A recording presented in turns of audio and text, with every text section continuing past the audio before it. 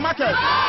So the traders want to partner with government. The traders want to control the market.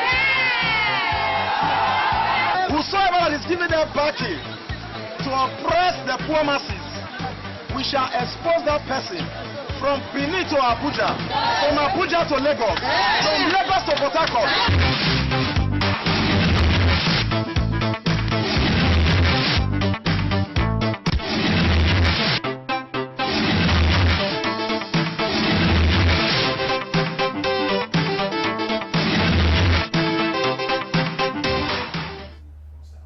Hello, it's a beautiful Wednesday afternoon to you out there. Trust you sure have a wonderful day as well as having a wonderful week. My name is Uncommon Emmanuel. I want to especially welcome you to another wonderful edition of our program, Business Today.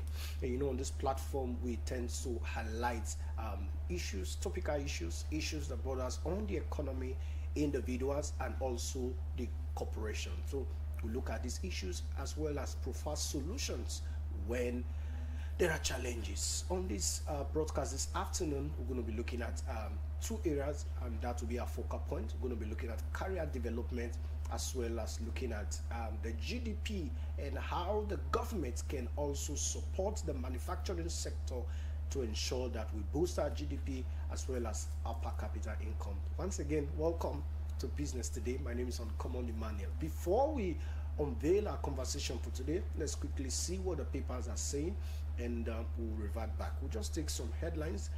Business Today will be a paper of choice where we're going to be looking at some of the story making the headlines. Then we'll come back properly to our conversation. We have the screaming headline this afternoon. We have means hardship, inflation.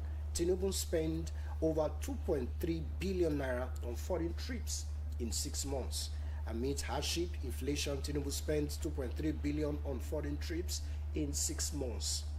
Also, we have ghost of First Bank legal battle return to haunt AGM as well as a capital rise. Tinubu petrol subsidy gulp 15 trillion naira as scarcity worsened. Ajero turns down police invitation as NLC threatens shut down. Also, Nigeria remittance jumped to 130% in 1 year. That's good news as well. NLC threatens shutdown if Ajero is maltreated. Canada, US, Europe urgently need welders, technicians, and that's as credited to reports. International bureaus, 6 months loss widened to over 107 billion naira. Bad governance, insecurity behind tension in ECOWAS region, and that's credited to Musa. Bad governance, insecurity behind tensions in ECOWAS region, that's credited to Musa. Let's just take one more story.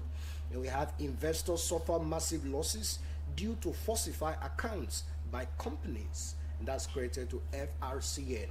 Investors suffer massive losses due to falsified accounts by companies, and one begin to wonder where are the internal and the external auditors when these records were falsified. All right, that's away from the papers review this afternoon. We'll go straight to our conversation this afternoon. We our guests are standing by to give us their own analysis, their own ideas as regards the topic of discourse. Now, we are here this afternoon to encourage our young ones out there to begin to pursue career in their pursue career development. I know it has been on the streets that school is scam, pursuing a career seems not to be trending. But in spite of this hula baloo, in spite of this quagmire, building and pursuing a very, very wonderful career is something every young one out there should pursue. And that will be the first point of our discourse this afternoon. And the guest this afternoon who will be doing justice to that is no other person than a consultant, a public affairs commentator, Mr. Andrew Bineweka. Mr. Andrew, good afternoon this afternoon. Good afternoon for having me. All right. Now, before we look at the issue in proper, is school is calm, because we have seen that statement trend, but we've not seen answers that have adequately trended in addressing that issue. We hear school is scam, but we've not seen answers that also trended to also counter such claim. So now you are before us. What's your own take on how to counter these false accusations? Thank you very much for having me today. I want to appreciate the management of EBS for this timely program. And to answer your question, so I have held a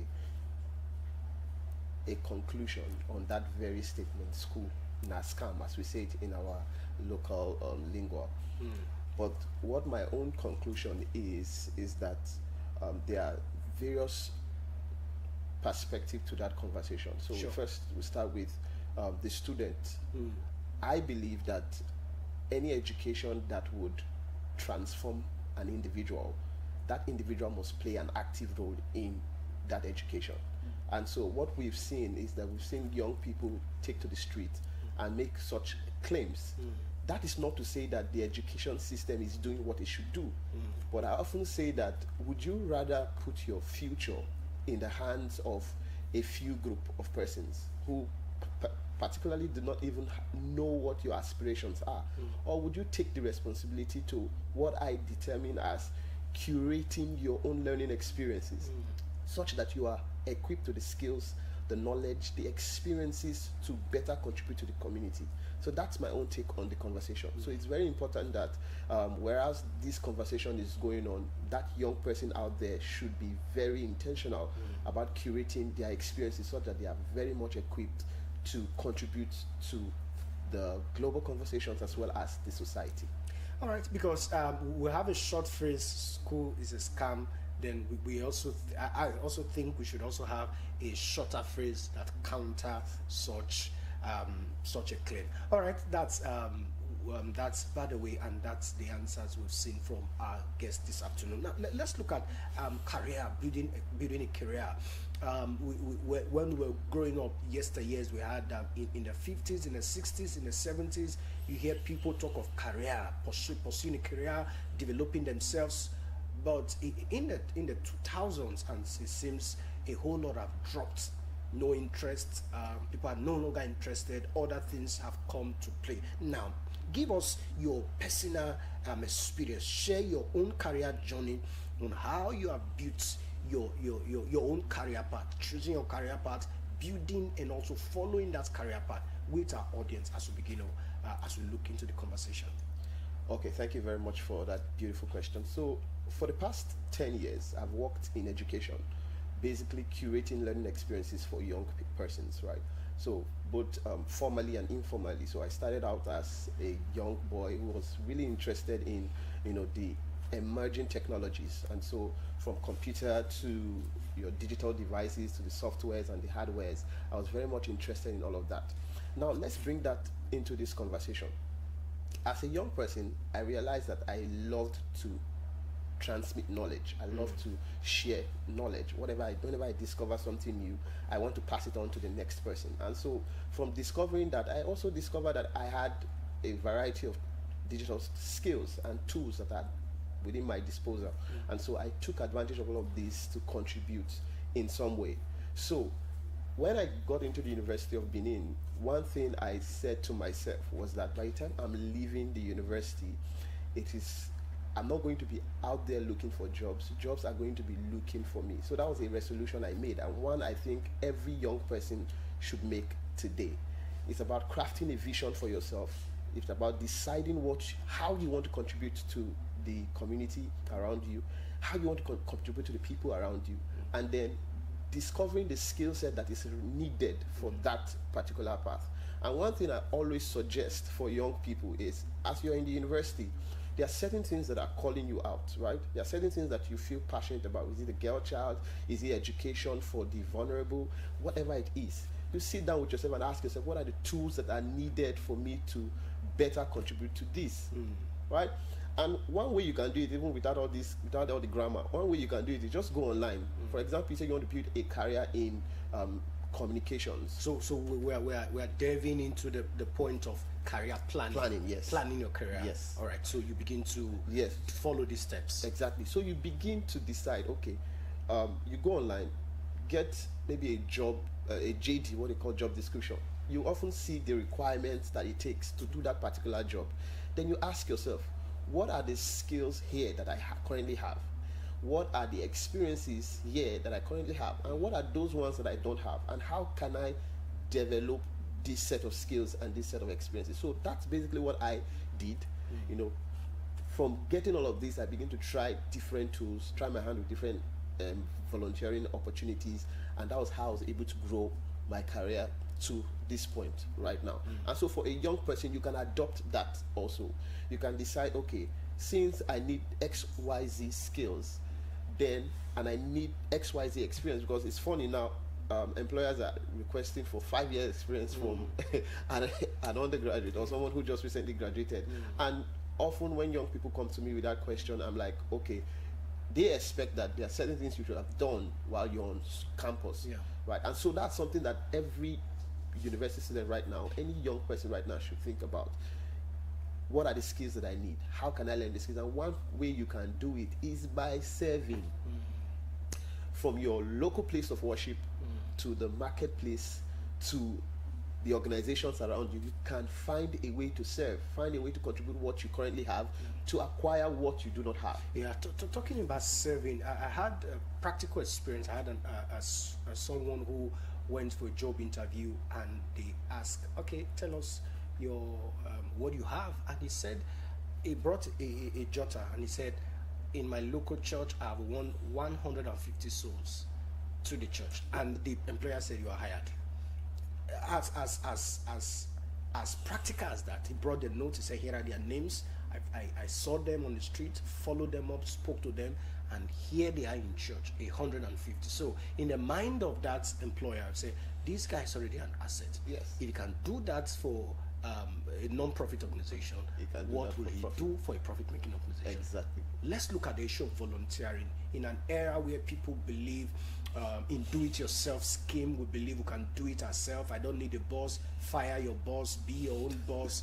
How should we begin to redefine, reevaluate the concept of volunteerism? We see a lot of volunteer space around, but people are not just interested.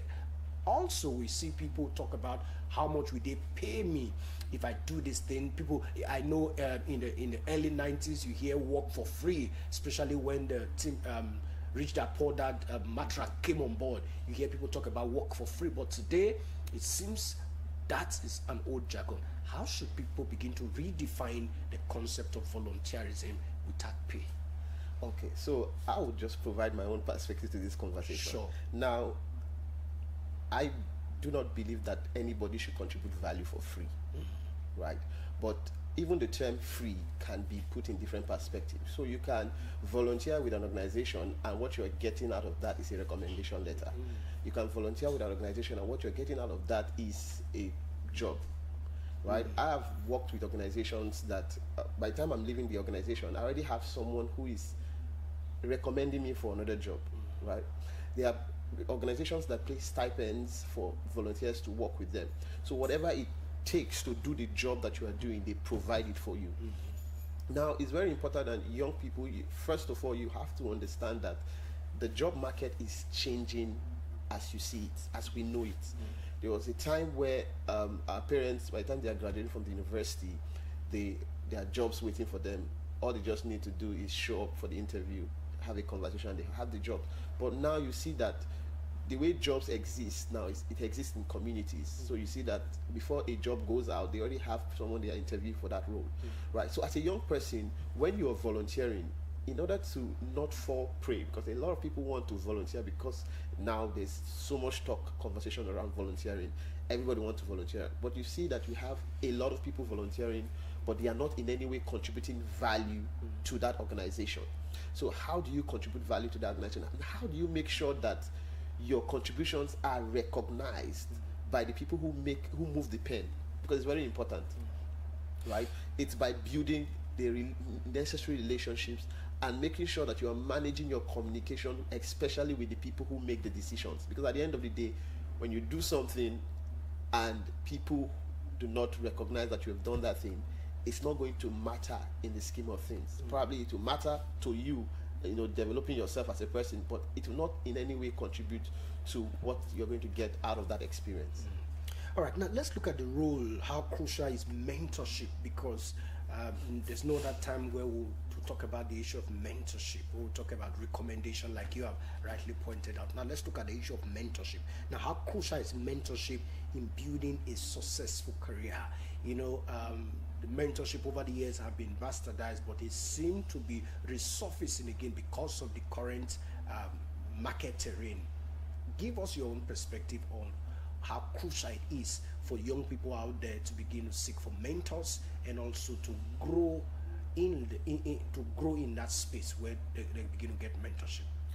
Okay, so for mentorship, it's very important that we understand that there are persons who have gone ahead of us, right? They understand the terrain.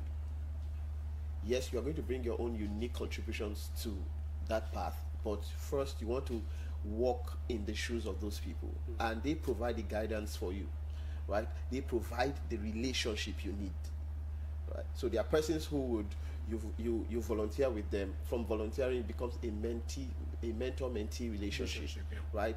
And it is very important because there's so much that you can do on your own, right? A mentor who can stand and see your 5 years because they have been through that path. You cannot see that. So they can tell you, okay, don't focus on this skill or don't focus on this experience. Focus on this, because they know that if you focus on this, it will give you more results than any other thing would. So they are able to manage your focus, right? And in doing that, you see that when your peers, when you measure up with the people who are going on the same path, you see that you are going faster than many of them. Why? Because you have someone who is your joker, like who is helping you and guiding you in the path. Because as a young person, we are drawn in so many directions, sure. Right? We are a lot of distraction. The energy is there, the distraction is there, right? So you need someone who will tell you, hey, sit down here, do this work, to be able to stay clear on a path. And it's very important. And one way young people can develop such a relationship is by service, right? If you don't serve, people will not identify, the intricacies of your personality and how they can connect with that to ensure that you are getting profit for your labor, right? So it's very important that you find someone who you believe has gone on that path, you serve under that person to get the experiences, the skills, and then add your own unique experience to it. That's what makes you go further than the people who have mentored you. All right, let's still stay with mentorship and bringing your own individual uniqueness into on bear. Let's look at personal branding, all right? Because like you said, yesteryears, just go to school. We have less than 1,000 persons going to school. But today we have millions of persons who are available, energetic, have even a strong curricular verite, more than yours. So how do a young person who seeks to build a career path stand out via branding, help a young person out there? Because what we do on this platform is to help provide answers through our conversations and our narrations. Help a young person out there. How should a person stand out in the midst of over 100, over 200 person jostling for the same opportunity, and you just need to stand out from the crowd? How should that young person do that? So when you hear personal branding, a lot of the time we think about the logos and all of those things. Think about logos, think about colors and all of that. But really, personal branding is your personal traits, right? How people interact with you, how you do things that you normally do, right? The things that you are drawn to, and how you communicate all of that to ensure that the right people are aware of not just the kind of person that you are, but also the kind of opportunities that you're looking for, because that's very important. A lot of the time we see young people they do amazing things, but nobody gets to hear about it.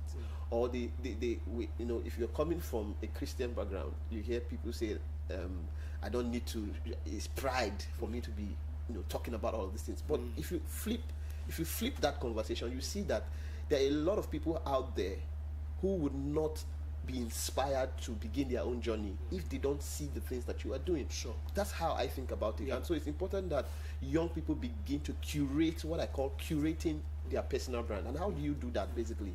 Now, you've identified a number of things that you are passionate about. You've identified from the beginning. We started this conversation by identifying things you're passionate about. Sure. So you've identified those things. You've identified the skills that you need. You've identified the kind of experiences that you should have. So from the things that you're passionate about, you find the skills. You learn those skills. You get better at them. And even through the journey, you are sharing your experience of how you're acquiring these skills. And you go from that to experiences. You're volunteering with organizations, you're volunteering with projects that you are passionate about, and you are curating all of that, and you are communicating it on social media. People undermine the role that social media has. It seems it's a chain. You must move from one point to Exactly. So you go from, of course, you go from self-awareness. From self-awareness, discovering yourself, discovering all of that, you go to the skill set. From the skill set, you go to communicating that.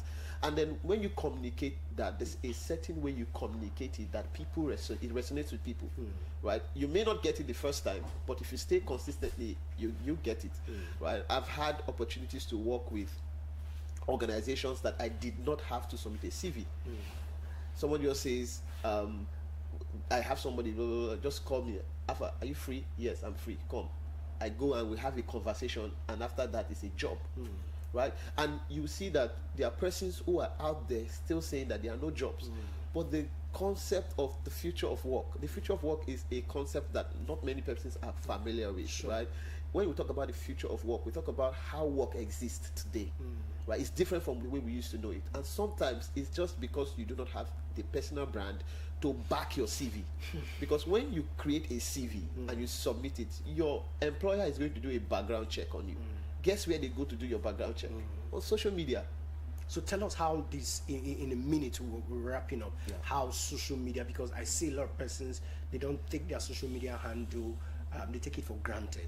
And somebody, I think you or somebody once said that the reason it's called a social media account is the same way you look at your bank account. So it's called a social media account. So you deposit, you make withdrawals. Tell us, how should people begin to see their social media account differently, and how they should begin to becoming intentional about what they do on social media as we begin to round up. So I'll tell you a story quickly, just to share on this. We had what we call the virtual campus store. So I'm the founder of Go A Bit Further Africa, and we create learning experiences for university students. We have students from Namibia, from Kenya, and also Nigeria.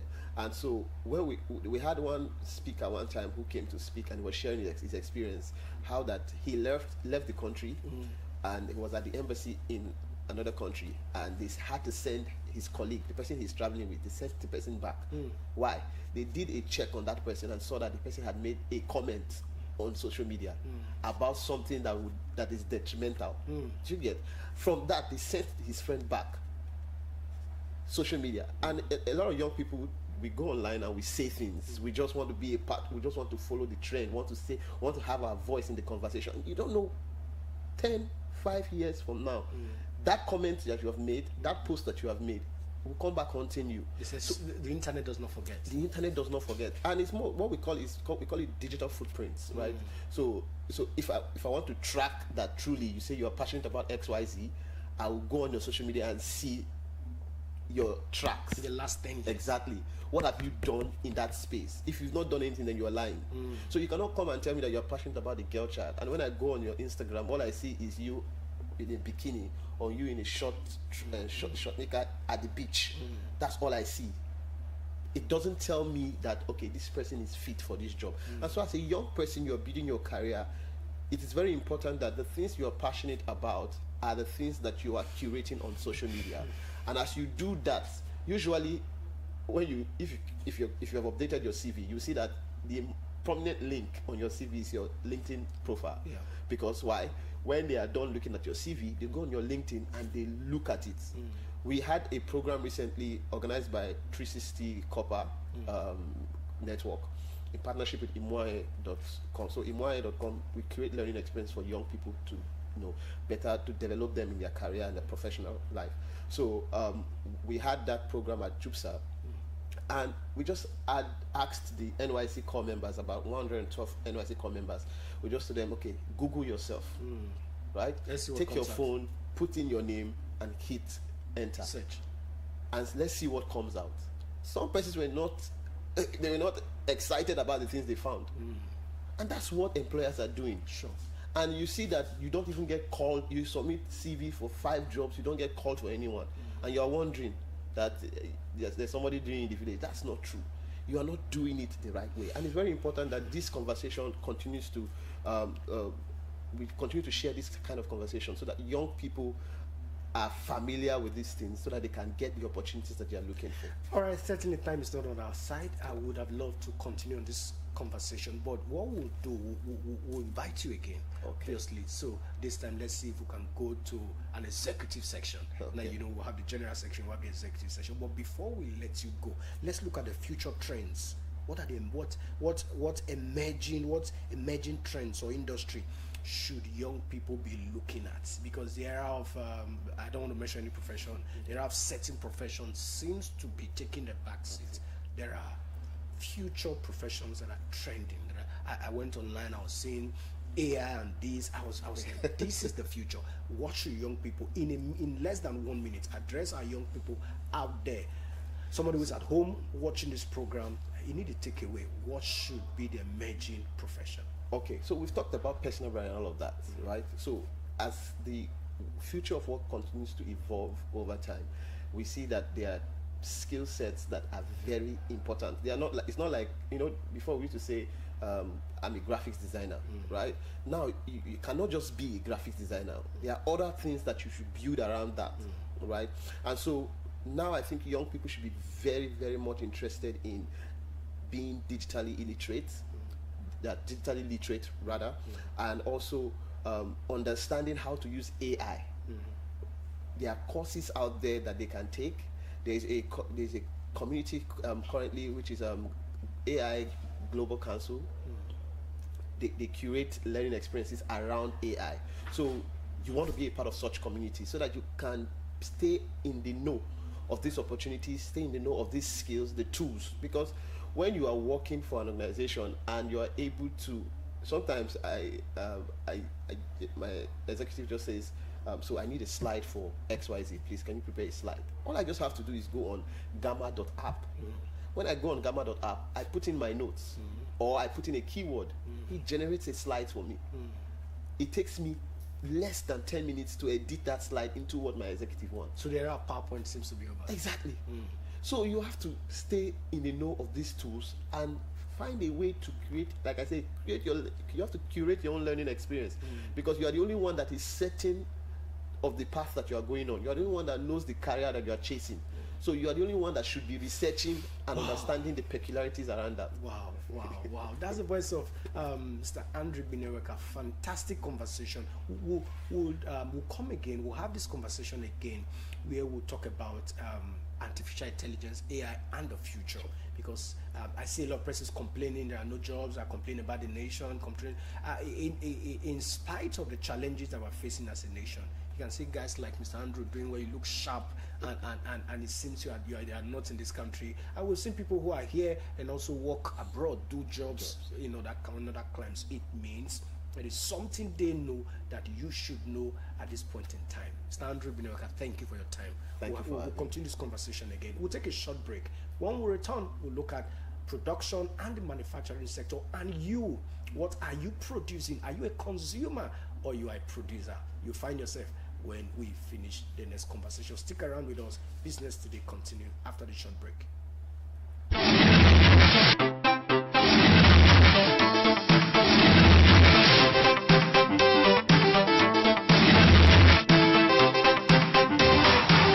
Never again! Community leaders will control our market. So the traders